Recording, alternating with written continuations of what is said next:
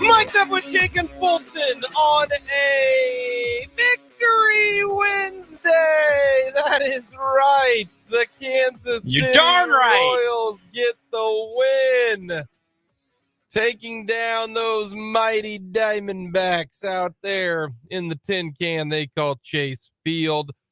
We'll talk a little Royals baseball. We are inching closer to the NFL draft. That is right. Tomorrow, the draft hails on Kansas City. First round starts at 7 o'clock. The Carolina Panthers are on the clock. We're going to get to our mock drafts. We got a shortened show today because the Royals have late afternoon baseball today. The Royals in action as their bullpen will take on the Diamondbacks, trying to win a series. How many series wins would the Royals have if they win today? Fulton Caster. 2. That is correct. They beat the Giants earlier this year in a 3-game series. We'll see if the Royals can find a way to get it done on the Diamondbacks ace, Zach Gallen. 2 o'clock pregame coverage, 2:40 first pitch here on 580 WIBW. We're going to talk with Jeff Kerr, CBS Sports NFL writer, coming up at the bottom of the hour. We'll talk more NFL draft and then preview kind of the Royals and what's going to happen to finish off this edition of Mic'd Up. Let us know your thoughts on the draft. 272-9429. Those are the numbers to call. Very, very simple, very easy to let us know. Who are you taking? Who are you taking? Are you trading up? Staying put? Offensive lineman? Edge? Wide receiver? Defensive tackle? Who are you taking? Let us know. Hit us up on the text line. Let us know your thoughts. You can check us out on YouTube. Hit the subscribe button. Very simple, very easy to get to. Also, our website, 580wibw.com. Some news today real quick before we give you our mock draft. Okay? Our mock draft. But Zay Flowers today at the PR spectacle down in Kansas City at one of the high schools. Zay Flowers met with the media, and Zay Flowers says he hasn't had many conversations with the Chiefs. But after working out with Patrick Mahomes, he said, quote, as soon as the first ball came out, I was like, if I could get with him, it would be a lot of trouble in the league, end quote. Would be fun. I wonder if either of us have Zay Flowers to Kansas City. That is what Zay Flowers had to say today when it comes to the news. Some other big news today happening. Chase Young, former number 2 overall pick, stud defensive end, rookie of the year is rookie year. Mm-hmm. Tore his knee last year. Yep. On his way back.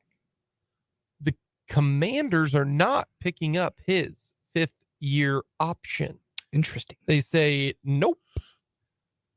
Which is unique because normally you want to try to keep talent pretty even. Now, because he was a Pro Bowler, his number goes up. I think it was about a $17 million cap hit for his 5th-year option. Which would be next year. Now, I wonder if that is injury kind of related. They don't think his knee's going to be good. Do they think he's going to take a step back? Because it's not this year. No, he's on the team this year. It is for 2024. Year. Interesting. It's fascinating. I wonder what the Commanders are going to do. They're also kind of in a state of flux with the sale and all that. So let me ask you this. If you're the Kansas City Chiefs, do you make a play for Chase Young? Yes, I call Commanders right now, offer them Clyde Edwards-Helaire and a couple of draft picks and say, give me Chase Young. I'd do that yesterday. What would it cost to get Chase Young? And the reason reason I say this is very simple. There's already been kind of a blueprint. Orlando Brown, folks. Kind of. Now the difference is instead of it would be technically you could have 3 years with Chase Young if you choose to franchise tag him, whereas Orlando Brown was 1 year plus the franchise tag, and then they just decided to let him walk. Yeah. But I don't know what it would take because he's coming off an injury. The injury would affect the value of the trade because you don't know how he's going to perform. I alluded to Washington. I will send you Clyde Edwards-Helaire, and I will send you a second or a third round pick. Your choice. I don't know if it'd take that much. I don't know if it would. Because so I'd probably start a little lower. He's only got 2 years. It's well, not like no. With the 5th year option decline, he has this year. He has this year. Oh, that's true. You're right. So it is exactly like the Orlando Browns situation. It's identical to that situation. You're right. The difference is the position. So then you go to positional value and then injury history and yada, yada, yada. But like as far as contract goes, it's identical. You would have him this year and then either get an extension done or franchise tag him. Yeah. No, if a reasonable deal could be worked out, I would take Chase Young. I wonder if you could get Chase Young for... I feel like you have to send at least a third. I don't even know if it's that. Kadarius Toney was a third. I know. And he's got 3 years. I know.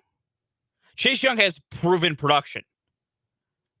Like, I Toney, the value is higher because of all the control you're getting. Exactly. Young, the value is higher because, listen, we can hem and we haw all we want about what will the ACL do. We can, and that's what they would do. Yeah. Fact of the matter is, if he is a modicum of what he was healthy, you are getting a star edge. I don't know about star. You're getting a star edge. I think you're getting Before Chase Young got hurt, that boy can play some football. And that's why I wonder if there is some issues. Now, we know the Chiefs are willing to take a risk when it comes to an injury. Yeah. I'm fascinated. What if you straight up, we'll give you Clyde, you give us Chase. They would say no and come back to me when you're serious. But he's coming off a severe injury. I understand that. I do, Jake. That does not negate how great of a player he was before the injury. It does not mean that the Commanders are going to take bargain bin pricing. I would say... There are advancements of ACL injuries. You're not taking bargain bin pricing because a young guy tore his ACL. Well, he had a different ACL tear. I mean, it was a big knee tear. I would offer a 4th-round pick, and that's it. That's it. I would trade a 4th-round pick for 1 year, and you're not going to tag him. And the reason why you're not going to tag him is because it's going to be too expensive. Yeah. So what would you pay? He's like a mercenary, you know? What would you pay for a 1 year mercenary? It might be a 5th round pick. What did the Chiefs give the Steelers for Melvin Ingram? 5th rounder? Probably, but that's an entirely different situation. No, I'm just trying to think. I know, but it was I think it was like a 5th or a 6th. So it's a 1 year, trade is all that this is. The Chiefs would be stupid to give up to me a 1st, 2nd, or a 3rd. Man, that's interesting, though. I am fascinated to see what they do. So some big news there. I am fascinated to see what the Commanders do. And the Chiefs don't, and you don't have to make the decision on the 5th year just yet. You still got a couple more days, I think, before you can do it, because the Chiefs haven't made a decision yet on Clyde Edwards-Helaire. Yeah, I don't know. If you are Chase Young, you're excited about this. In a way, yeah. You're 1 year close to free agency. You're cashing in a year earlier. Unless you get franchise tag. But they're not going to, because no one's going to franchise tag him after an injury and then 1 good year. I wouldn't think anyone would. So that's why I think unless he comes back and plays this year for a new team and balls out. Yeah. Because he's ready for training camp. He played 3 games last year. Is he for sure ready for training camp? If he played 3 games last year, I assume he is. I need to know, is I have he heard ready to go? Not a single rumbling about him not being able for camp. But have you heard a single rumble that he is ready for camp? I mean, the answer to me is yes, because he played football last year. He played football last year. He finished the season playing football last year. Oh, he did? Yes. Oh, I did not know. I thought he was done for the year. No. He got hurt Really? midway through 2021. He played last year. He played 3 games, started 2 of them. He played last year. Oh, see, I thought he played early. No. His knee was tore up in 2021. He came back last year. So until someone tells me he isn't ready, what would have changed between him playing football? You're correct. He played in weeks 16, 17, and 18. Yes. accumulated. I don't think he played a lot of snaps. Yeah, he got nothing. Like, it wasn't like he was beating the world, but yeah, he played 3 games last year. He was back at the end of the year. So you get a full off season with him. That's interesting. Well, relatively speaking. And you'd be willing to bank that he's going to play 17 games. Man. Yeah. For 1 year, I'd do a fourth and that's it. Otherwise, I'd... Well, that's assuming that you're not getting him for more than 1 year. Like, you don't trade for him in the idea of, like, we're going to keep him for 1 year and kick him to the curb. You trade for a guy like Chase Young with an idea of that we're going to get him and keep him. Like, you don't trade for a dude on the last year of his rookie contract to be a mercenary. You trade into the idea of, like, we're going to get a good young player we can lock up. I don't know what he's going to be, though. That's why I would only give up a fourth. That's fine. And then we'd wait. That part of the math is correct. Okay, so what would you do? My highest I go is probably a third. A third, okay. And if you want to give me a second, I might ask for like an extra pick in addition to Chase Young. But I don't think he's going to be any different. I think given the rest of the offseason. Do you think he's going to be... I think he's going to be fine. He's going to be back to old Chase Young. Like the guy who got 7.5 sacks in his rookie season in 15 So you games. think 10 sacks minimum? Yeah. Okay. I was high on Chase Young when he came into the NFL. I don't think a knee injury is going to change him. I mean, I could be wrong. I would take the gamble. Yeah, I would too for just 1 year. And then if it works out, then cross that bridge. If not, let him go and go from there. What you do. That's some big news that they decided not to do that. I think them not picking up the 5th year, I think that screams they think he's a different guy. Like after they just don't want to take the risk. He's a different guy. Alrighty, our mock draft. Yes. Let's run through it. Let's do it. We'll go 5 at a time. Okay. All right, I got Carolina taking Bryce Young. Okay. Houston taking C.J. Stroud. All right. Arizona taking Will Anderson. Of course. The Colts taking Anthony Richardson. And Seattle taking Jalen Carter. That's nice. That's a nice little start there. First overall pick for me, Carolina takes Bryce Young, quarterback, Alabama. Second overall pick, C.J. Stroud goes to Houston. I got a trade at pick 3. The Tennessee Titans since pick 11, pick 41, so their second round pick this year, and a 2024 second rounder to Arizona for pick number 3. So then the Tennessee Titans at pick 3 take Anthony Richardson, quarterback, Florida. Okay. Colts at 4 take Will Levis, and at 5, Seattle gets the dream scenario. They get Will Anderson at 5. Okay. I've got Detroit taking Tyree Wilson. Las Vegas taking Devon Witherspoon, Atlanta taking Christian Gonzalez, Chicago taking Peter Skoronski, and Philadelphia taking Paris Johnson. We have a lot of similar picks in this stretch. Detroit, I have taken Jalen Carter. Atlanta, I have Las Vegas, I have taken Devon Witherspoon. Atlanta, I have taken Christian Gonzalez. Chicago takes Peter Skoronski, and Philadelphia takes Tyree Wilson. 11, I've got Tennessee taking Will Levis. Houston taking Jackson Smith and Jigba. Green Bay taking Broderick Jones. New England, Dalton Kincaid. And the Jets get Darnell Wright. Okay. I have at 11. Now this is where Arizona slots back into the draft. I have them taking Nolan Smith, the edge from Georgia. Houston, I've taken Lucas Van Ness, the edge from Iowa. Green Bay, I've taken Jackson Smith and Jigba. The New England Patriots take Paris Johnson, and the New York Jets take Broderick Jones. Okay. Washington, they get Zay Flowers. Pittsburgh gets Joey Porter Jr. That just seems like a perfect fit for Joey Porter Jr. Detroit, they go Bijan Robinson. Interesting. Tampa Bay takes Kalijah Cansey, and Seattle, look at this. Seattle gets Nolan Smith at 20. Man, that'd be a dream. Then again, my dream is they get Will Anderson.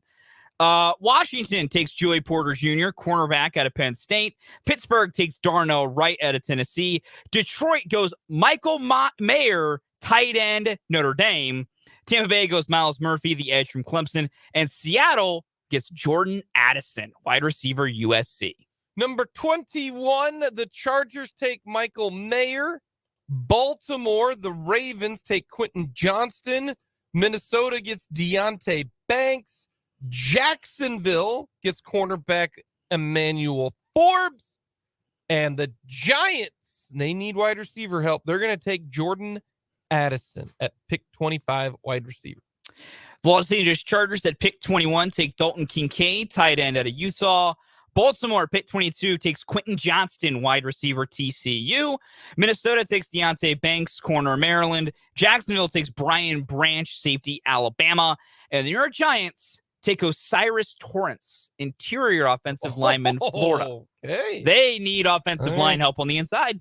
The Cowboys at 26 take Lucas Van Ness.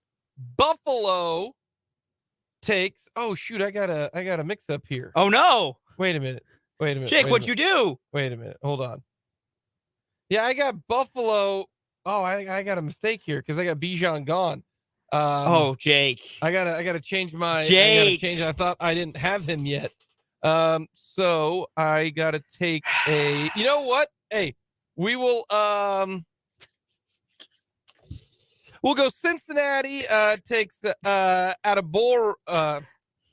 Yep. I don't know how you pronounce it. The defensive end.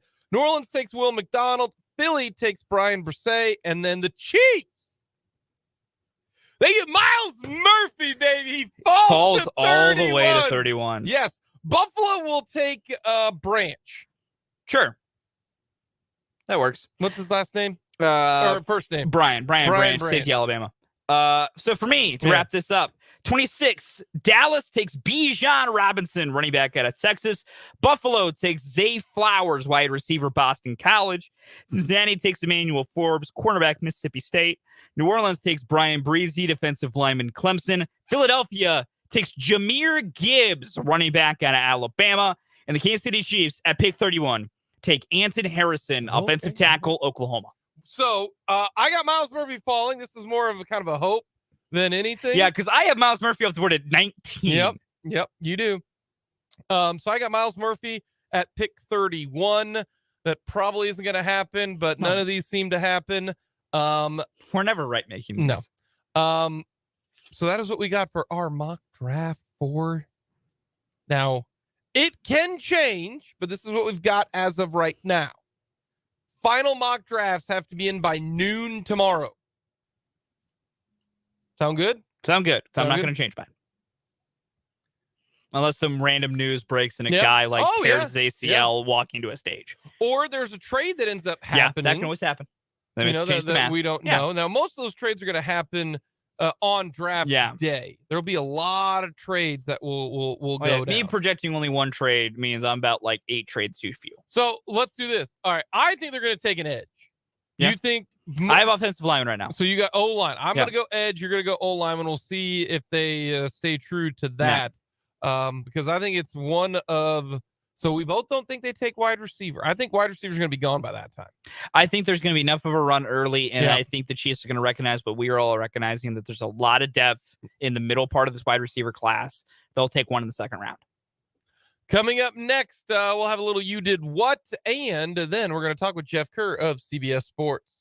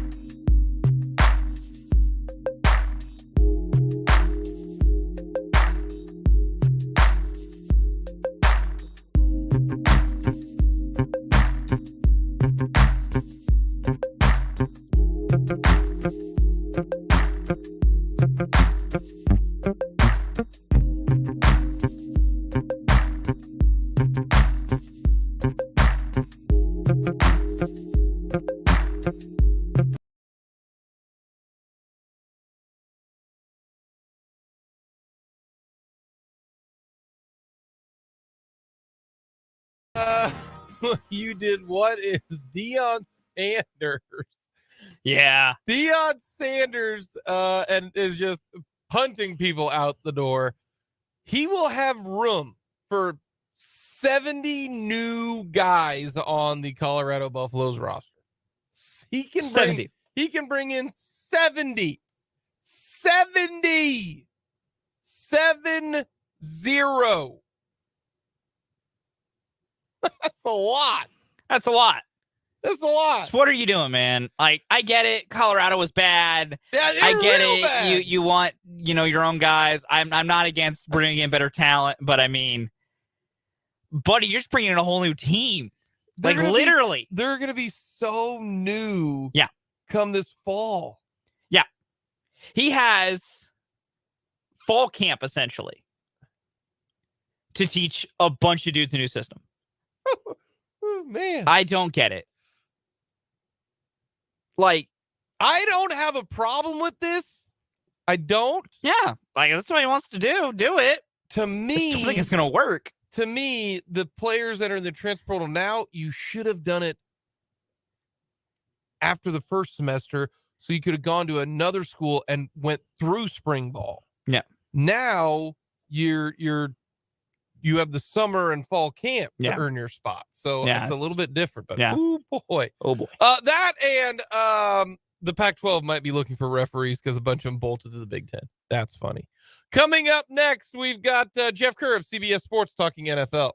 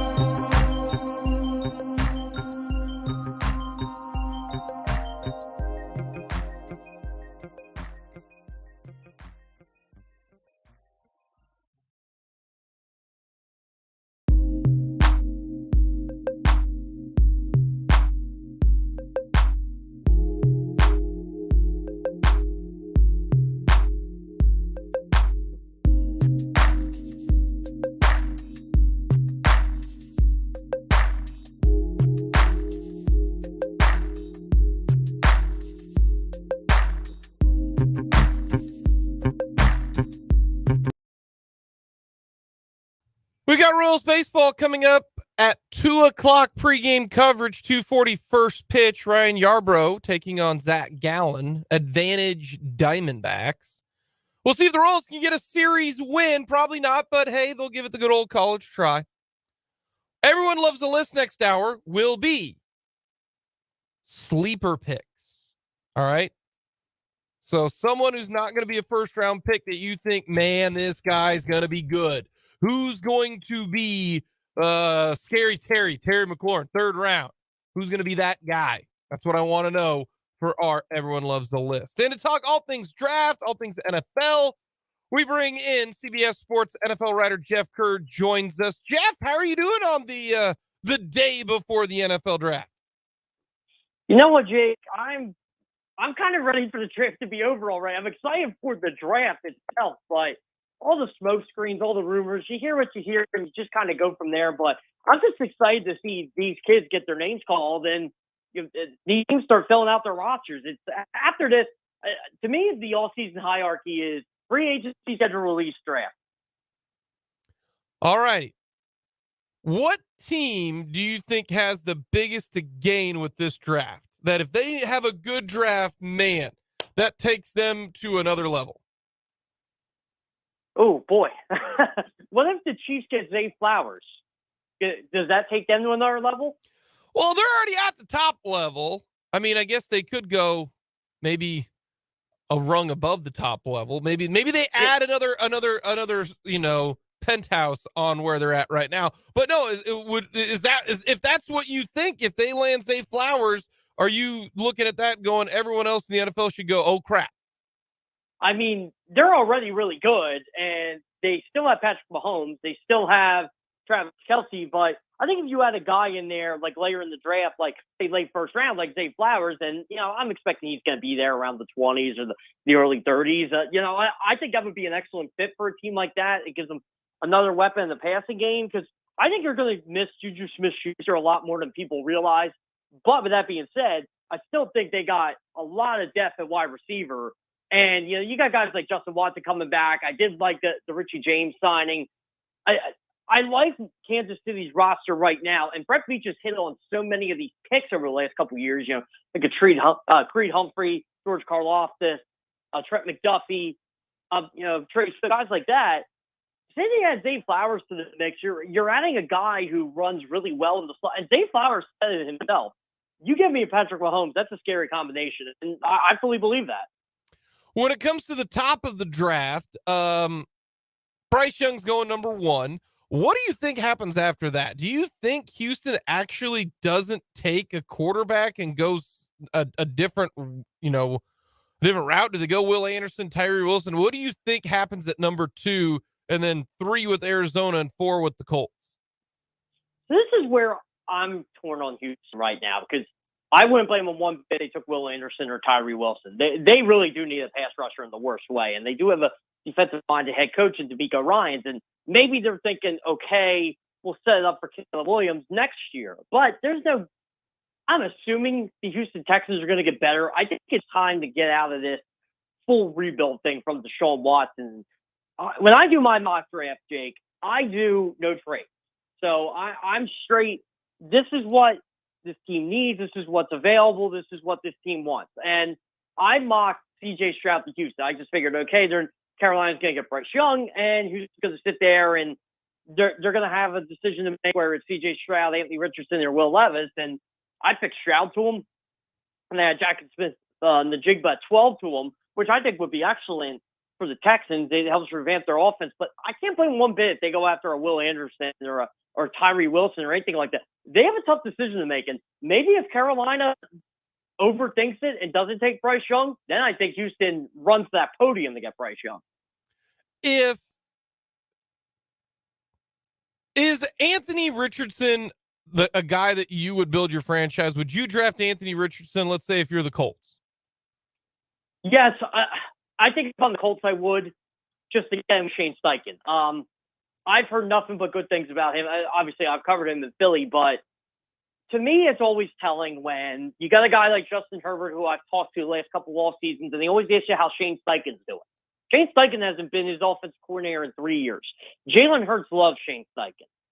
He's done nothing but praise Shane Steichen over the last 2 years. I think whatever quarterback goes to the Colts, and I'm not a Will Levis fan either, I think any quarterback that goes there is going to be very successful under Shane Steichen. So if Anthony Richardson happens to fall to 4, I think Anthony Richardson could live up to this combine wonder that everybody's making him out to be. I think it's going to take a little bit, but that's fine with a guy like Shane Steichen. So whether it's Richardson, whether it's Levis, whether it's Young or Stroud, and again, I think it is going to be Richardson as the Colts, just based on mock drafts and everything I've done. It just seems like that's going to be a perfect matchup. Whether it's the Colts straight up for him or not, I think that's who it's going to be. We'll circle back. Who did you have mocked to the Chiefs at 31? You know what? Did I have Zay Flowers? That is a good question. Let me look this up for you here. Let's see. Did I? Yeah, I remember my first 10 picks. It's funny because I always get asked about the top 10 here, Jake. But I did. I'm pretty sure I had the Chiefs taking a wide receiver, and I'm pretty sure it was Zay Flowers. So let's see here. Okay. I love going on the NFL mock draft database. I can look up how many times I've been wrong the last couple years here, Jake. So you got to bear with me here. No, you're good. Zay Flowers. Yep, I had Zay Flowers, number 31. Who do you got with the Eagles? Since you're a guy who covers the Eagles there in Philly, who did you have the Eagles taken at pick 30? Oh, I trolled the Eagles fans in the worst way. I said the Eagles are going to draft a running back in the first round, but it's not the running back you think it's going to be. And it was Jahmyr Gibbs. So Jeff, you and I are on the exact same page on that. I have Jahmyr Gibbs going to the Eagles at 30. Yeah, I looked at it as, okay, when I did it, I was like, okay, Bijan. I actually had Bijan really full, but remember, I'm not doing any trades here. And I actually had him landing with the Bills. And then I had, the Bengals, I had him taking Michael Meyer, and then I had the Saints taking B.J. Owujiari, which I really like, by the way. And I'm like, well, Jahmyr Gibbs is here. I might as well pick him, and then I'll just give the Chiefs Zay Flowers since somehow he's still on the board. Who did you have the Eagles taking at pick 10? At 10, I think I am taking Lucas Van Ness. Let me look this up here. Yeah, I did have Lucas Van Ness, and one of the reasons why I had them taking Van Ness is I was told from some pretty credible people here that Lucas Van Ness was a guy that they weren't sure about. They didn't want to love him, but they did love him. And the Eagles always go in the trenches that high in the draft. So I looked at it as Paris Johnson's going to be off the board. Pierce Brusky's going to be off the board. I know they like both of them. And Jalen Carter is the guy they want, by the way. But I don't think he's going past 5. I have him going to Seattle. So I don't think he's going past 5. I think they like Devin Witherspoon, too. To me, he's probably the best available player in my mock draft when they get to Van Ness. But Van Ness is the guy. I think that's who they will take at 10. But if you ask me a board of who the Eagles like, I think Jalen Carter's 1. I think Van Ness is 2. I would say Nolan Smith's 3. And then I would probably say Bijan Robinson.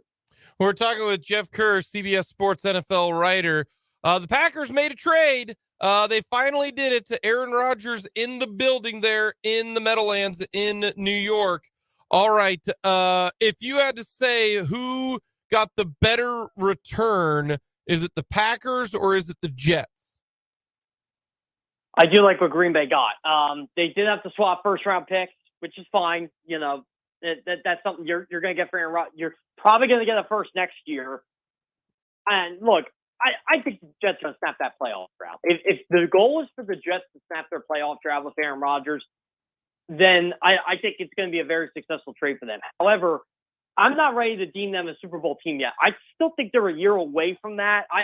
But I'll tell you what, I think Garrett Wilson is. I thought he was a stud last year with the crap he had to work with, and now he's got Aaron Rodgers throwing the ball to him. I mean, imagine what he's going to do. Breece Hall is coming back. So, this Jets team was really good before they had all their injuries, and Zach Wilson ended up being Zach Wilson again. But if their defense can hold up, man, it could be 11-12 win season in New York. And I know Jets fans are starting for the playoffs. I mean, I'm happy for him. I hope it works out with Aaron Rodgers. I just don't know if I trust Aaron Rodgers enough to play after this season. Yeah, to me, it comes down to if it's just for 1 year, that's a lot to give up for 1 year. If he plays for 2 years, then that's more understanding. Are you surprised that there wasn't any language on, that contingent second-round pick could be a first-round pick if he plays for 2 years instead of just 65% of the snaps for year one. Well, that's how I feel, right? If Aaron Rodgers plays for 2 years, then I really don't mind the trade on either side. But again, this guy was like 90% retired when he went in the darkness, and he comes out and goes, "Yeah, I don't want to play for Green Bay anymore." It's like I just think he really had a deep discussion about what he wanted to do this year, and maybe he felt the change of scenery was going to refine him. And look, if he gets 2 years, I think that's fine for the Jets. I think they could use that, and then maybe they start thinking of a contingency plan for him, 2 years down the road. But I don't know. Just for 2023, I don't like that deal much for the Jets. Do the Jets pick behind the Bills, ahead of the Dolphins? Is that how you see that division shaping out? So this division to me is going to be the toughest one to project. I don't think the Patriots are winning it at all. I think the Patriots are a terrible football team right now as constructed. But I still think Buffalo's the team to beat in there. Miami all depends on Tua's health, because Miami could beat Buffalo last year, I think, if Tua was healthy and didn't have the concussion. Miami was a really scary team last year, and they get a guy like Bijan Robinson. Who knows how good they'll be? And I think someone like Mike McDaniel might go after him, or Jahmyr Gibbs. I think he's going to end up with one of them in this draft. Maybe. It all depends how much he values that running back position. But they also don't have a first-round pick either, so they'd have to trade back in the first round. I think that's what's really going to hurt Miami. So right now, I think I would go Bills, Jets, Dolphins. And again, I think all three can make the playoffs here. And then you got New England, a far cry and last. Alrighty, let's move to another NFL topic, one that you know very well because he plays in the NFC East. Chase Young did not get the fifth-year option picked up. Are you surprised at that? No, because of his injury. He just hasn't been the same since he tore his ACL. And look, if you had told me 2 years ago Chase Young wasn't going to get his fifth-year option by the Washington Commanders, I would have been like, what happened? Did he just decide to quit football? That's how good Chase Young was. And now he's basically playing in a prove-it year. And I'm not saying Washington's going to get rid of him. I think they stopped relying on him. I think him getting injured again last year. And look, $17 million is a lot of money for a fifth-year option. So I really don't blame him. And if he has a good year, then you sign to a big contract. But right now, I don't blame him one bit. I think it's a smart business decision. It's straight health then. There's nothing else, just, hey, we don't know what the health is. Or is it more money-driven, like you said, because it's $17 million? I think it's health and money. Like, do you really want to give a guy a guaranteed $17 million if he's only going to play 6 games next year? Like, I think that's what they're concerned about. Ever since he tore the ACL, he just hasn't been the same player. And last year he was a tremendous disappointment for them. Like, I don't even remember writing about him outside of injuries. Chase Young's a very impactful player when he's healthy. The problem is we just don't know when that is. All right, let's play the fun hypothetical game. Chiefs reach out to the Commanders. Andy Reid says, "Hey, Ron Rivera, we'll trade for Chase Young for just this year. What would you give up if you were the Chiefs to play defensive end?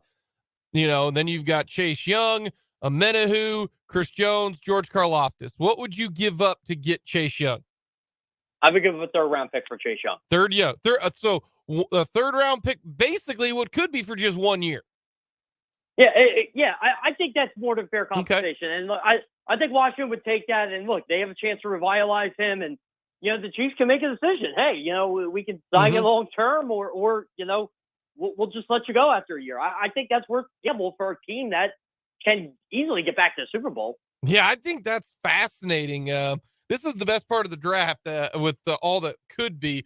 Last year, the Eagles made a big splash and signed to A.J. Brown. Does somebody do something like that this year? That is interesting. And of course, if I was talking to you at this time last year, I probably would have told you, Jalen Hurts and A.J. Brown have been throwing together. And it's not just because they're best friends. It's because they want something like this to happen. And it happened so fast. Like, the Eagles traded their first-round pick for A.J. Brown, and they signed to a contract, literally that night or the next day. It was probably one of the quickest, extensions I've ever seen. But, man, I don't know. Doesn't it feel like this offseason's been quiet compared to last year? Yeah. When it comes to the trades and everything, because last year that was kind of wild what occurred. Now, granted, Aaron Rodgers being traded is kind of a kind of a big deal in that situation. But no, I'm with you on that one. I really do think that it does seem to be a little less exciting of an offseason. Yeah, I'm with you. Tyreek Hill, Devontae Adams, all that. I mean, that was such a huge deal as well last year. What player in this draft is going to end up with the best career? Who do you think will be the best player in the or best career in this year's draft? And that's a really good question because I think Bryce Young's going to be a stud. I mean, I don't know if he's going to win a Super Bowl or be an MVP or that nature. I think that's his ceiling. You know, it's tough because I really like Will Anderson too. I think Will Anderson and Jalen Carter are going to be really good players. But I'll tell you what, the best career, I'll go with Paris Johnson. How's that one? Paris Johnson. Okay. No, and that's why it's so fascinating to see, who you think has longevity. And, like I just randomly picked a year, the 2014 NFL draft, right?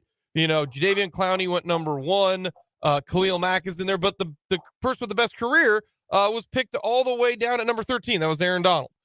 So Paris Johnson, you like Paris Johnson? Yeah, I like Paris Johnson. So write that one down. It's funny because I think in 2017 when Andy Reid went up and traded for Mahomes, I said he'll probably have the best career just because Andy Reid went up and traded for him. And I watched Patrick Mahomes in college.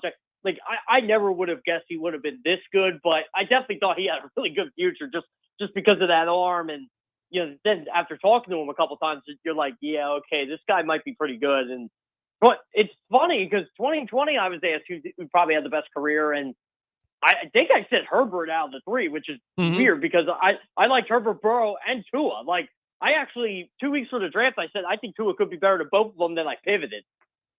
All righty, last two for the road. Very simple, very easy. Who's in the Super Bowl in 2023?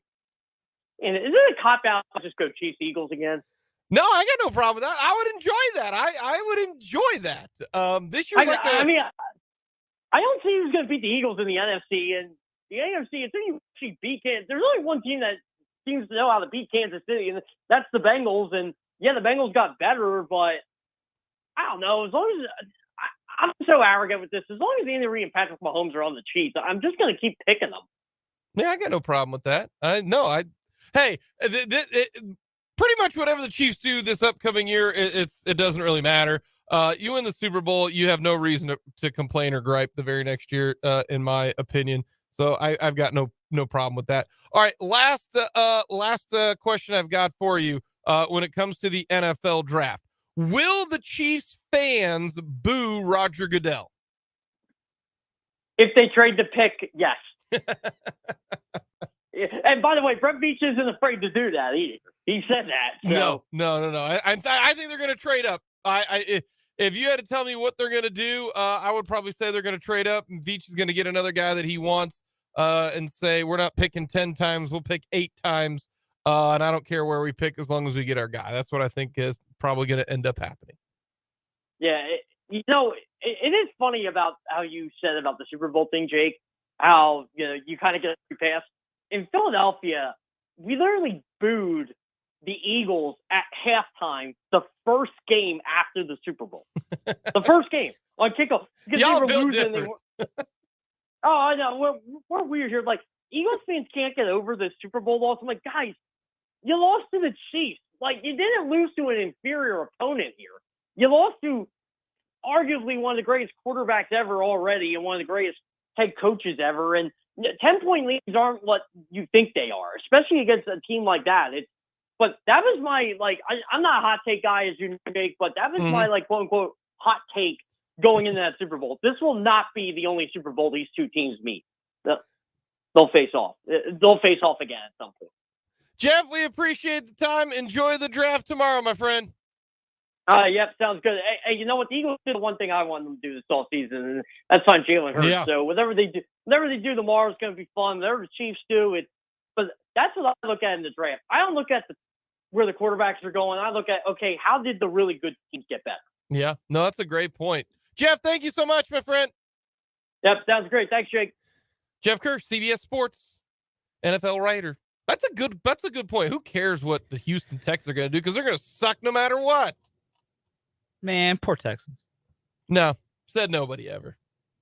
No, I don't feel bad for him at all. I mean, that's fair. Their owner's not a good. No, I don't like him. I mean, yeah, that's fair. Nope.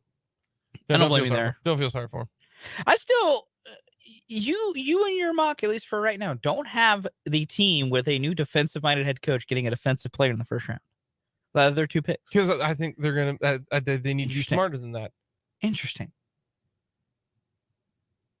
C.J. Stroud, best player to go with C.J. Stroud, the best wide receiver. If the Houston Texans get C.J. Stroud and Jackson Smith and Jigba, best draft in the NFL. Best draft in the NFL. No questions asked. No for questions you. asked. If no questions asked for you. Okay. They already know each other. Yeah, that's how that works. Great spot to be in. Great spot. It's not the worst spot. It's definitely a pretty good one. Just depends on if they take C.J. Stroud. They probably won't because they're the Texans and they're stupid.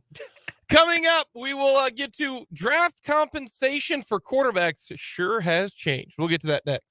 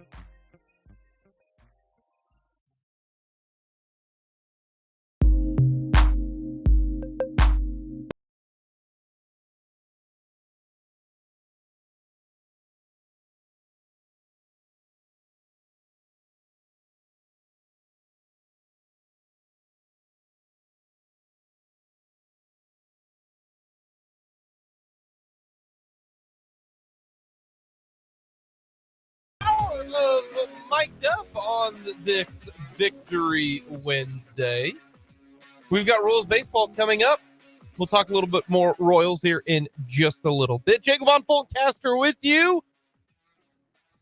Chiefs, who are you taking? Pick number 31. You trading up? Let us know what you are going to do as the GM. Let us know on our text line, 785-272-9429.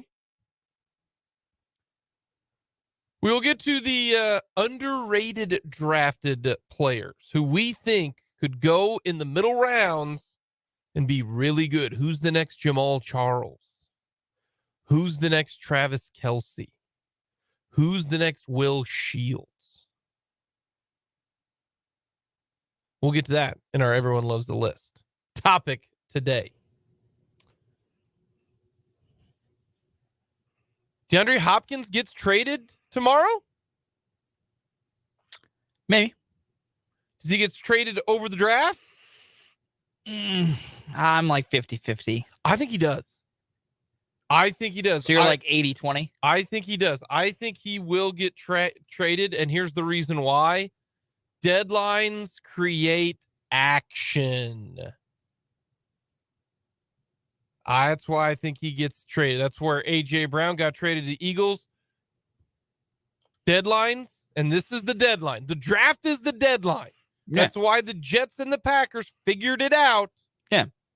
That's why I'm assuming this. I don't have any statistical figures to back this up, but I'm going to guess most people pay their bills within 48 hours of the deadline. Do you? Yeah. I'm a man who has bills set up on autopay. So I don't think about it. Due date comes, money comes out, my bills are paid. Look at you, big money man. Listen, I don't do a lot of things right in life. I've learned number one thing is I always got money to pay my bills. I might not have money to pay for other things. I always got money to pay my bills. Shout out my dad for teaching me that. My dad harped that home hard. There you go. I'm not an adult for a lot of other things. When it comes to paying my bills, I ain't got nobody coming out my door. I think deadlines create action is just a simple correct phrase. I think the Chiefs. I think they're going to trade up, but I think there's going to be some trades involved. I really, really do. I think that's going to be the case. This top of the hour, I was looking at this yesterday when Aaron Rodgers got traded. Okay. They're giving up a first-round pick next year, a second-round pick this year, plus the pick swap, plus they are paying Aaron Rodgers money. Yeah. For maybe 1 or 2 years. Maybe. Don't know. So I wanted to look back at the last 5 or 6 big trades to get your quarterback. Okay. Most recently, Bryce Young. Right? Bryce Young's going to go number 1. But we know Rodgers was before that. This is the most recent, right? Rodgers, first round pick next. We're assuming he's going to play. We're always going to assume health here is okay. So, first round pick next year goes to the Packers. Second round pick this year goes to the Packers. Plus, you moved up 2 spots. That's not nothing. And you're saving money if you're the Packers. Bryce Young is going to be selected number 1, it looks like. So what did it take? Well, the Chicago Bears traded pick number 1 for a pick swap. So now they pick 9. A first rounder next year. A second round pick. A second round pick. So 2 second round picks. Plus DJ Moore, who's on a reasonable contract. So you're getting 3 picks in the first probably 55, if not better. Plus DJ Moore. Pretty good wide receiver. And you still get pick number 9. So I don't say you get 2 first-round picks because you're just swapping first-round picks. Does that make sense? Yeah. It's not like you're giving up the first-round pick. No. Yeah, you're swapping first. You're swapping first, okay? Then you're giving up a first next year, then a couple seconds. It's not like the Aaron Rodgers trade where you are giving up a first, a second. So a first, 2 seconds, and DJ Moore. Trey Lance. He was traded to the 49ers. Swap picks, 12-3. And then you gave up a first-round pick, a first-round pick, and a third-round pick. So 2 firsts and a third for Trey Lance. Our good friend Russell Wilson. The Broncos gave up a first-round pick, a first-round pick, a second-round pick, a second-round pick, plus Harris and Fant. 2 firsts, 2 seconds. Wow, that's a lot. 2 firsts and 2 seconds. Deshaun Watson. There's no pick swaps with Wilson and Watson. Okay? Yeah. There's none of that. Watson. The Texans are getting a first-round pick, a first-round pick, a first-round pick, a third-round pick, a fourth-round pick. 3 first-round picks and a third-round pick and a fourth-round pick. Those trades have all happened within the last 2 years. Okay?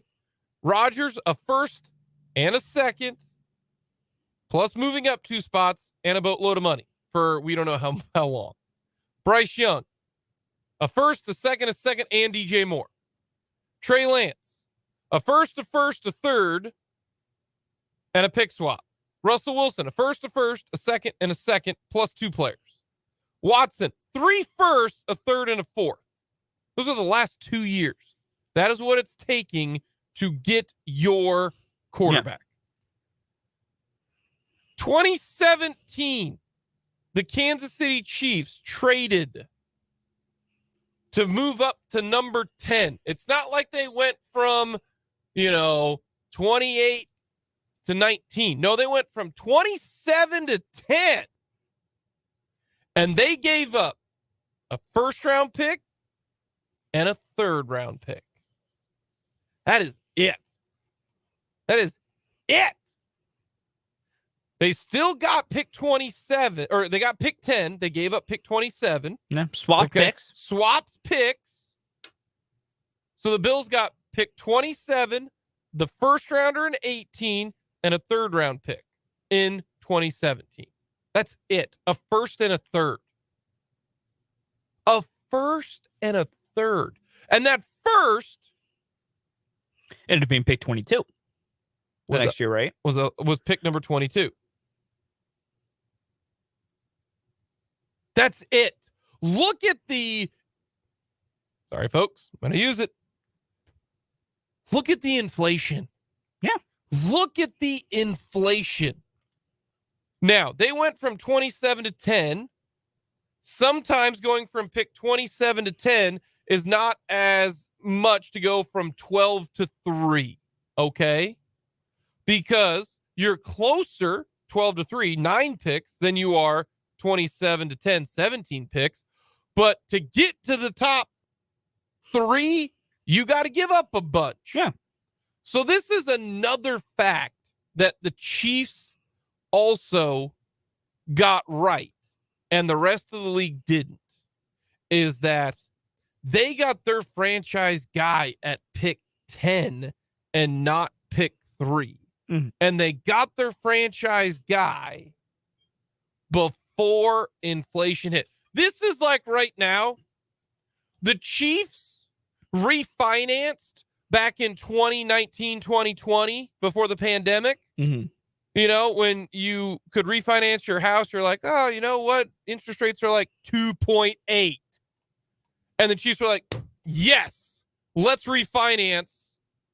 That's a great, actually, example. They had Alex Smith, you know? Yeah. Good, sturdy house. Solid. But there was a better interest rate and a higher ceiling house.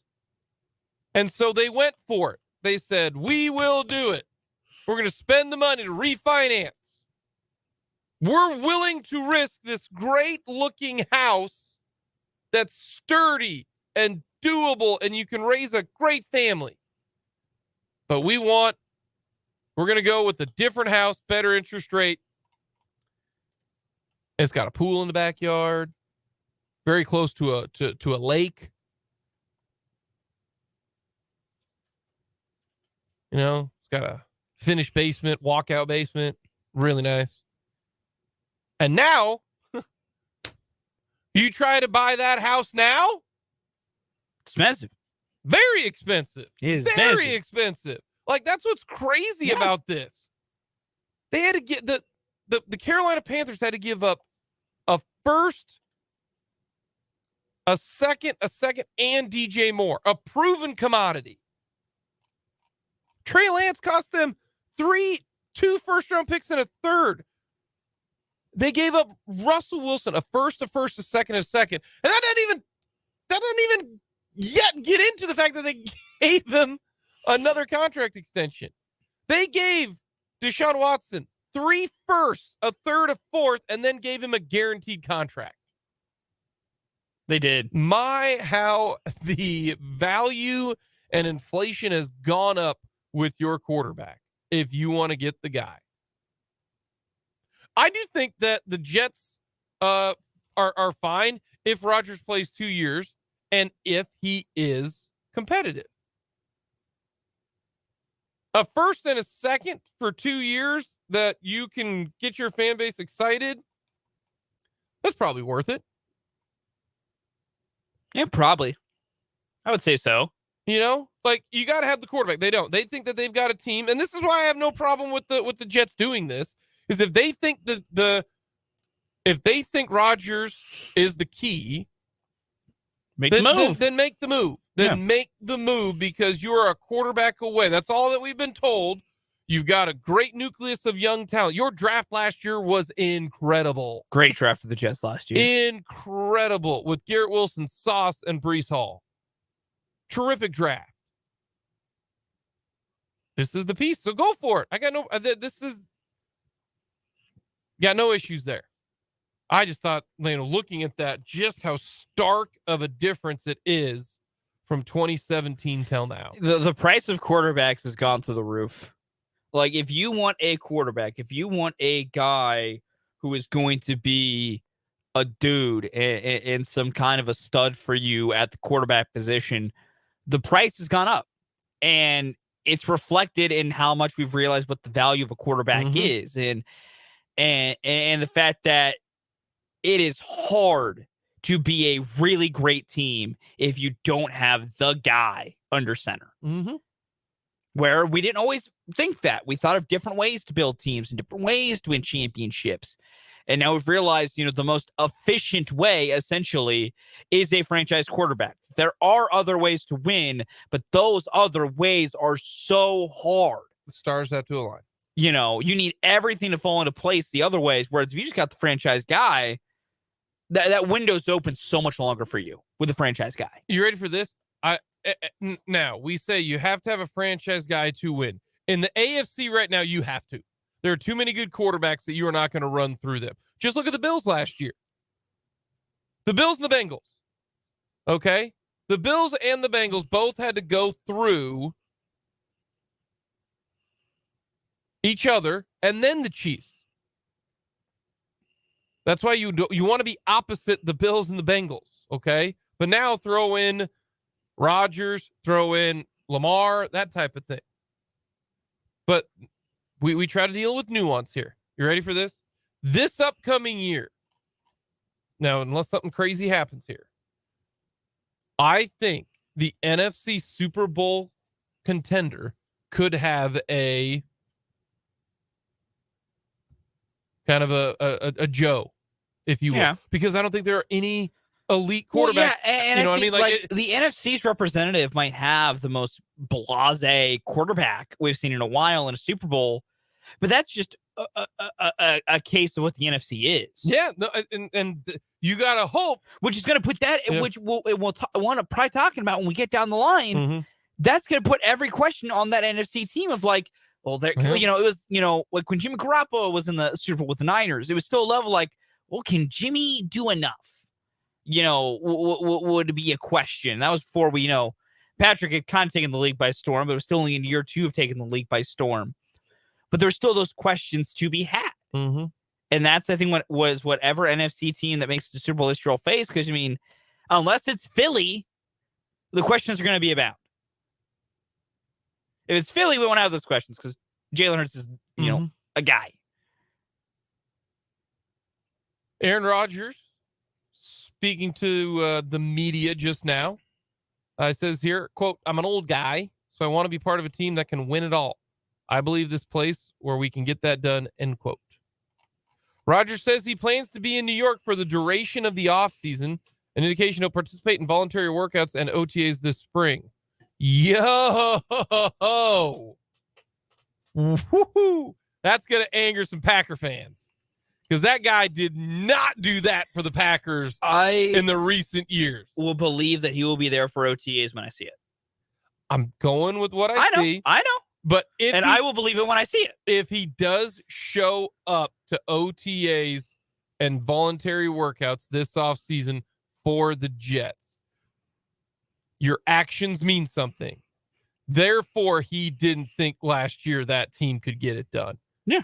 Because he said he's always wanted to win. Well, I don't know what helps to have your team win when you've got, like a whole bunch of young dudes.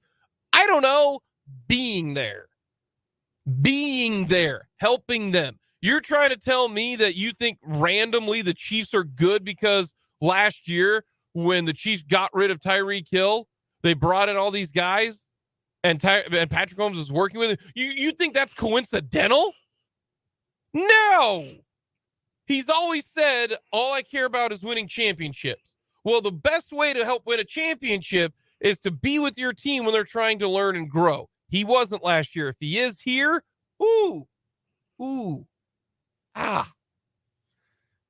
he's also going to wear a different number. He said, quote, "I noticed this morning walking in that the Super Bowl trophy is looking a little lonely." He says he'll wear number 8 in New York. Quote, "12 is Broadway Joe, and I didn't even want to go down his path," end quote. Gonna be a lot of 8s in New York. He'll be the number 1 jersey coming up in the NFL this upcoming year. Well, now we know why Elijah Moore got traded. Where did he go? Cleveland? Rocks? I think Cleveland. Cleveland? I don't remember. I don't remember. Coming up next, we're going to go with our draft dark horses. Coming up next.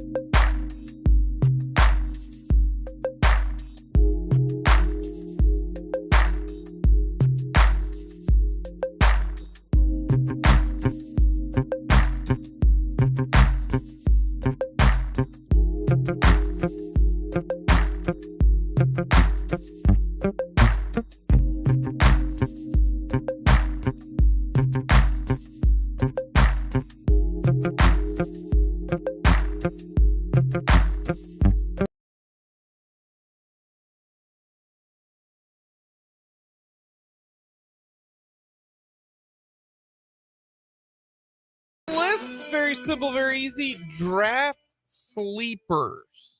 So who we think could be pretty good in the middle rounds?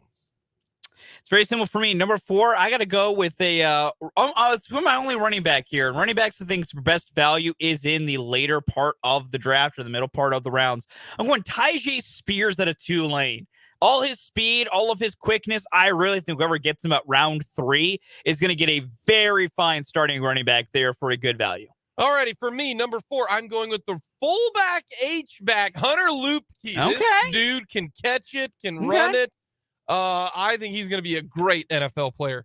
We'll be taking about the 6th round. You're welcome. Number 3 for me, Siaki Ika, defensive tackle out of Baylor. He's going to be about a 2nd or 3rd round pick.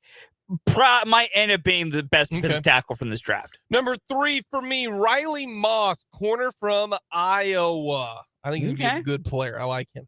Number 2, I'm going to go with one of your guys, Jake, Marvin Mims. We keep talking about how good Marvin is, and he's not going to be a first-round pick, but I'm going to go with our guy, Marvin Mims.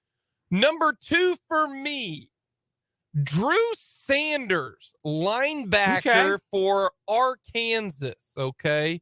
Arkansas Razorback Drew Sanders, linebacker. Played at Bama, transferred, was really good. Drew Sanders. That's a good one. Number 1 for me is simple, and it still counts because there's only been one mock I've seen where he goes higher than the 2nd round. Julius Brents, cornerback, Kansas State. He should be a first-round pick, and he's not going to be. Really? Yes. You like Brents I that said this much? once, and I'll say it again. Julius Brents, at his worst, is a CB2 in this draft. I really do. That's your guy. That's my dude. That's your dude. My dude is Julius Brents. All right. It's my dude. Marvin Mims, number 1. He'll go in the 2nd round. He's going to be like Terry McLaurin. He's going to be great. Really, really good. Coming up, we're going to talk a little Royals baseball as we finish off this shortened edition of Mic'd Up.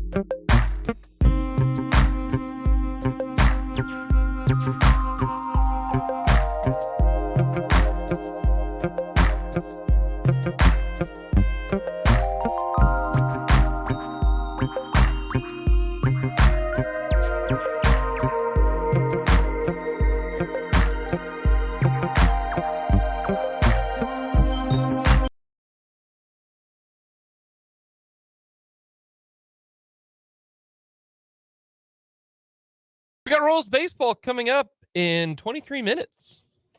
Mhm. Royals taking on Zach Gallen, who's been pretty good. The Royals are sending out their bullpen. They did not do what Fulton suggested they do. Of course they didn't. So they're going to send out Ryan Yarbrough, who's pitched 13 innings this year and has an ERA of 7.62. Yep. Zach Gallen has an ERA of 2.59 in 31 innings. Struck out 39 batters in 31 innings. Do you like the over on Zach Gallen strikeouts, which I believe is 6.5? It'd be interesting. I will just, as always, use this time to remind everybody because this is a fun stat for me.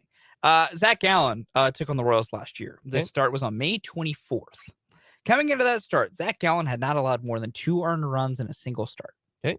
The Royals lit him up for 5 1/3 innings and gave up 7 hits, 6 runs, only struck out 4. All righty. I'm glad you brought that up because the lineup today for the Royals, out of the 9, only 2 of them have a hit against Zach Gallen. Now, that is accurate. So they might have rocked him, Fulton. They rocked him Armadeus. But it was only Bobby Witt, who is 1 for 6 against Zach Gallen. And MJ Melendez is 2 for 6 against Zach Gallen. However, everybody else is either not faced him, like Vinny Pasquantino, Edward Olivares, and Freddie Fermin, or they are 0 for 3 Mike Massey, 0 for 2 Kyle Isbell, 0 for 3 Nicky Lopez, and 0 for 2 Jackie Bradley Jr., and a combined total strikeouts of 8. Yeah. So, yes, the Royals did. Yeah, we're not going to talk about the second time they faced back in August. We're not going to talk about that game. Okay. We're not going to talk about that one. We're only going to talk about the first one, which was very good. I want to talk about the one. Give me I the don't want to numbers. talk about the second one. I'm asking you for the numbers. The second one, Zach Gallen went 6 innings, gave 3 hits, no runs, struck out 6. Struck out 6. He So did the walk 3. under. So the under. Yeah. You liking the under then? Based on past numbers, that answer actually is yes. Okay, so bet the under, says Fulton. Yeah, that first meeting featured Whit Merrifield, Andrew Benintendi in the line to lead things off. Bobby Witt was batting 3rd. Hunter Dozier was batting 4th. Good Lord. Carlos Santana, Ryan O'Hearn was your DH, who went 1 for 4. Bro Hearn. And then Dairon Blanco was your center fielder that night against Jonathan Heasley. The lineup, Bobby Witt Jr. leading off, Vinny Pasquantino batting 2nd, who is, how about the graphic they showed yesterday? Since August 20th of last year, the best OPS in the American League are Aaron Judge, Mike Trout, Vinny Pasquantino. How about that? That's awesome. But Bobby Witt, Vinny P, Melendez at DH. Olivares in left, batting cleanup. Michael Massey, who is pretty sassy right now, at second. Kyle Isbell in center. Freddie Fermin is catching. Nicky Lopez at third. And Jackie Bradley Jr. in right. So here are the last 4 or 5 hitters. Massey hitting a solid 188, although hitting better. Isbell, 209. Freddie Fermin has had 3 at-bats this year. Nicky Lopez, 196. And Jackie Bradley Jr., a salty 4 of 35 for a 114 batting average. God, Jackie Bradley Jr. is so bad. Against Zach Gallen, who is a really good pitcher. Yeah. It's going to be fun. It's going to be fine. It's going to be all right. It's going to be A-okay. The Royals win? I don't know if I'm going to go that far. It is everything due to the fact that Ryan Yarbrough is starting this game. What if he was relieving this game and you had another starter go? Or does that make a difference at all? How many innings do you think he'll go? Or how many do you think that he can go? 3? I think they've stretched him. They've tried to stretch him a bit where he might be able to push 4 or 5. Like, they are treating this as a normal start. Not an opener. Not go 2 innings? Yeah, no, this is not an opener thing. If this was opener, Ryan Yarbrough wouldn't be starting. Because they talked about this strategy when they did this strategy Friday against the Angels. Yeah, because he pitched 4 innings then. Yeah, and you do the 2 innings of a different reliever to start, because the idea is with a long man who's not stretched out, they can go about 2.5 times through the order. So you want them, when their gas is running out, to be facing the bottom part. Well, to do that, you use a late inning reliever to get to the top of the order. So that's why Taylor Clark got the first 6 batters. So then when Yarbrough was in theory running out of gas, it'd be against the bottom part of the lineup. Makes sense. Since he is starting straight up, they're treating this as a start. Like, this isn't he'll get you 3 and we'll go. Like, they want him to probably go at least 5. The dream is he goes 5. He was actually pretty efficient against the Angels. He gave up 1 bad pitch to create a player, Chad Wallach, and he had a 2-run home run. He went 4 innings, allowed 2 earned runs, but he went 4 innings in 52 pitches. That's efficient. No, it was. Like, I will say, he lowered his ERA, mind you. Like, I will say in hindsight, I don't know if this will be, my full hindsight this entire week, but looking at it, I was a little hard on Yarbrough when he gave the homer to Chad Wallach on Friday. Because I was like, my goodness, like, this is what you do. I'm so sick of you. And then he did his job. It was a 2-run game when he left. Mm-hmm. Like, he did his job. And that's what you expect from tonight, this afternoon. Go 5 innings. Like, right now, Ryan Yarbrough is your 5th starter, which, yuck. Absolute yuck. From the text line, Diamondbacks -1.5 F5 lock. I'm not against that. I don't know what the F5 means. First 5 innings. Oh, gotcha. Diamondbacks to lead by 2 or more after the first 5 innings. Which, not against. And it has everything to do with Ryan Yarbrough. And I know I just said he did better than I expected against the Angels, yada, yada, yada. I don't feel great. I don't. You don't feel great, huh? Not great, man. And this was my entire thing with it. Is if you're going to just throw a guy up there of like, we just need someone until Daniel Lynch gets back. Because when Daniel Lynch is back, this is his spot. Like, we all know this. Once Lynch is healthy, the 5th starter becomes Daniel Lynch. Mm-hmm. Until then, if you're throwing a body up there to just get you through it, I'm still a believer of you got a couple guys in AAA who aren't, lighting the world on fire. But like, my biggest one is Austin Cox. He's never gotten a shot at the big league level yet. Does he deserve one? To an extent, yes. Okay. Because he's been good enough, like not elite, but good enough. And then my bigger point with Austin Cox is he's 26. Like, He's 26 and you've yet to give him a big league chance. You have to learn what you got. And that's my bigger point. Like, if there was ever a time for me to say, give Austin Cox like 3 starts in the rotation and just whatever happens, happens. Because his ERA is below 3 at AAA right now. Like when he was a AA, then he went to AAA 2 years ago, got shelled, went back to AA. Spent all last year at AA. Pitched well. Wasn't like, sub 2 ERA elite ace stuff, but it was good enough. And then this year he's pitching good enough again. I'm just at the point with him specifically, it's an idea of just, I want to know what I got. Is Austin Cox a guy that could be part of the next Royals team? And I don't know the answer to that question yet. And to me, this is the perfect time to try and answer the question. Because it's not hard to make room because you put Chris Buich on the 60-day injury list. That opens the 40-man roster spot to bring up Austin Cox. This would have been his normal rest. The Diamondbacks for a first team to face are not the worst first team to face. You're not asking him to face a bunch of superstars out the gate. Just, I would rather be, let's say the Royals lose 8-1 today. And Ryan Yarbrough gets, lit up. Just lit up for 5 runs. If you told me that the Royals are going to lose 8-1 and Yarbrough gets lit up for 5 runs, or the Royals are going to lose 8-1 and Austin Cox gets lit up for 5 runs, I would still take the Cox start. Because then I'm at least like, yeah, it stunk, but I got to see what a young guy could do. And maybe that gives me an idea of like, man, he's probably not the guy, but now we know the answer. There's nothing I learned about the pitching specifically from this game today. I learned nothing. I learned that even if, let's say Ryan Yarbrough goes 5 innings, 2-hit baseball, just makes the Diamondbacks look silly for 5 innings. Cool. That's awesome. That has gained me nothing. That has gained me short-term happiness. Because it means my team is either winning the game or it is still like a, 0-0 game after 5. To which I go, man, pitcher's duel, we're still in this. Let's go. Like, you give me short-term happiness with that. Whereas there's longer-term things you can gain by giving another young arm a chance. And I feel like we're in that situation.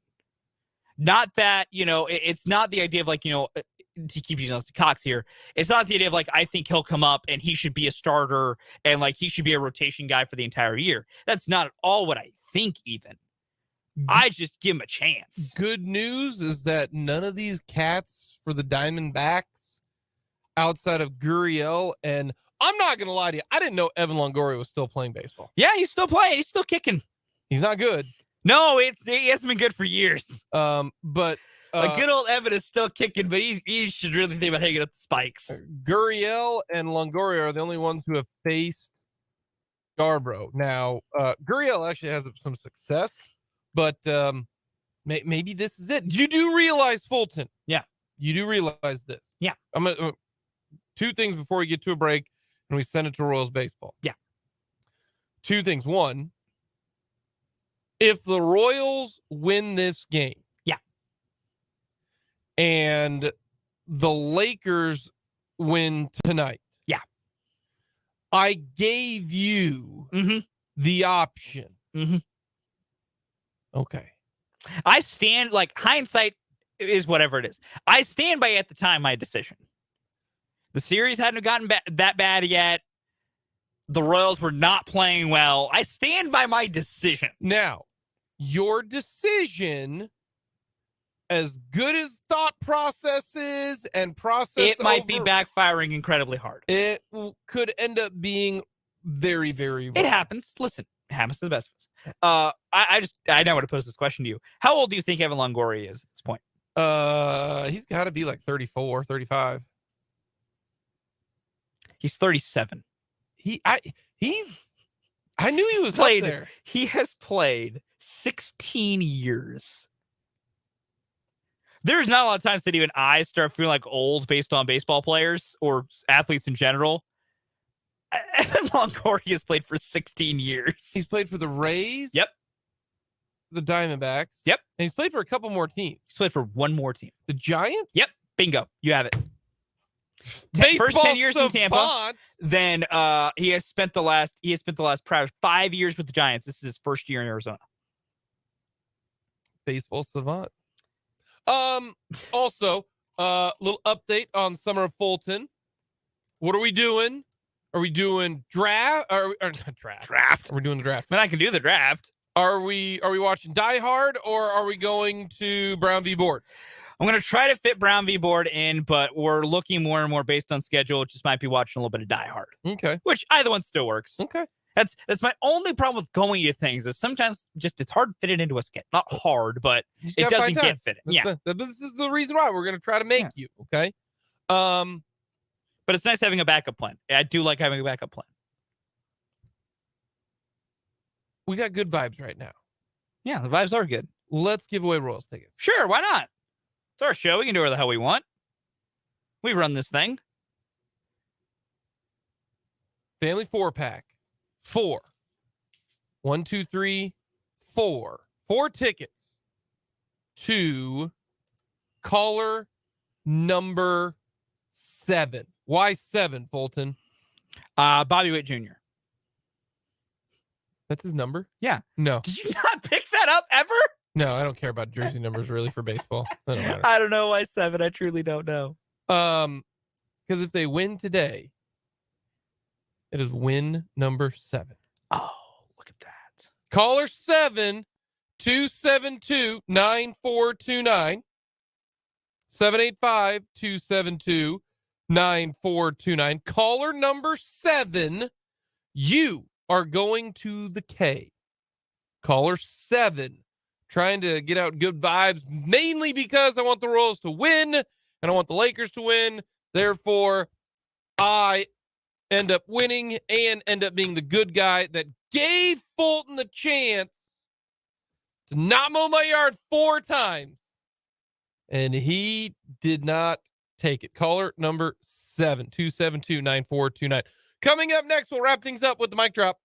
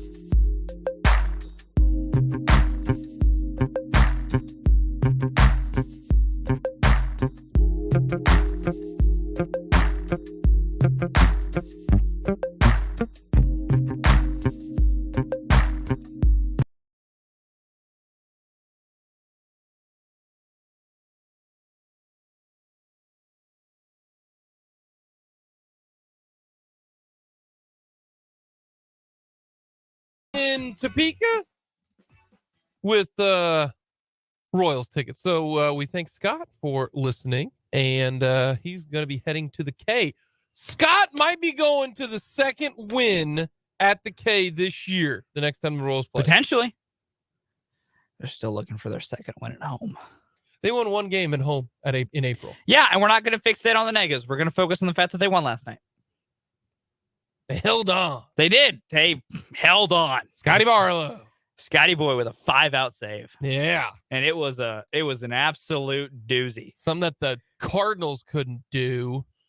Bums. They're absolute bums. They are cheeks. Bums. They are cheeks. You couldn't even hold a 2-run lead against the Giants. Yeah, the Cardinals suck. And the Giants stink. They're not great. Gosh. It's very funny to me. Not for me. What do you got, Fulton? It's very simple. Royals win a series today. I don't care if you win a series and the Lakers win and I look like a stupid person in hindsight. I don't care. Winning makes me happy. Like, I'm in a good mood today because the Royals won last night. Please win a game today. It'd be fun. I think you can do it. Zach Gallen's gettable.